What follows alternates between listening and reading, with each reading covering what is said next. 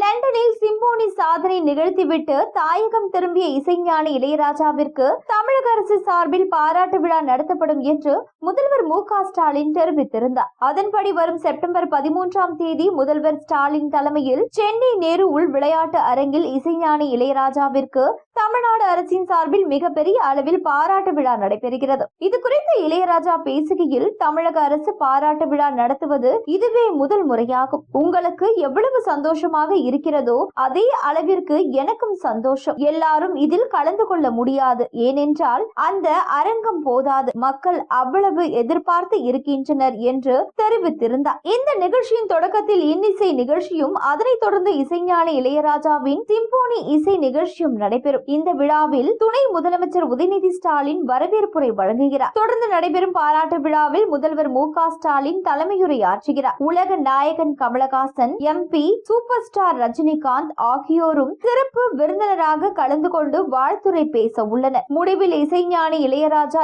ஏற்புரை நிகழ்த்துகிறார். இந்த விழாவில் அமைச்சர்கள், எம்பிக்கள், எம்எல்ஏக்கள், தயாரிப்பாளர்கள், இயக்குநர்கள், திரைக்கலைஞர்கள், திரை தொழில்நுட்ப வல்லுநர்கள் மற்றும் தமிழ் திரையுலக முக்கிய பிரமுகர்கள் பங்கேற்கின்றனர். இந்த விழாவில் ரஜினி, கமலை தவிர்த்து நடிகர்கள் சூர்யா, சிவகார்த்திகேயன், கார்த்தி உள்ளிட்ட முன்னணி நடிகர்களும் நடிகைகளும் பங்கேற்பார்கள் என எதிர்பார்க்கப்படுகிறது. நடிகரும் தாவேகா தலைவருமான விஜய் திருச்சி பிரச்சாரத்தில் இருப்பதால் அவருக்கு பதிலாக குடும்பத்திலிருந்து அவருடைய அப்பா அல்லது மனைவி சங்கீதா கலந்து கொள்ள வாய்ப்பிருக்கலாம். அதே வேளையில் நடிகர் அஜித்குமார் இந்த விழாவில் கலந்து கொள்ள முடியாது என்பதால் ஷாலினி அஜித் கலந்து கொள்வார் என்று எதிர்பார்க்கப்படுகிறது. விஜய் மற்றும் அஜித் குடும்பத்தினர்கள் சந்தித்து கொண்ட வீடியோக்களும் வெளியாகும் என எதிர்பார்க்கலாம்.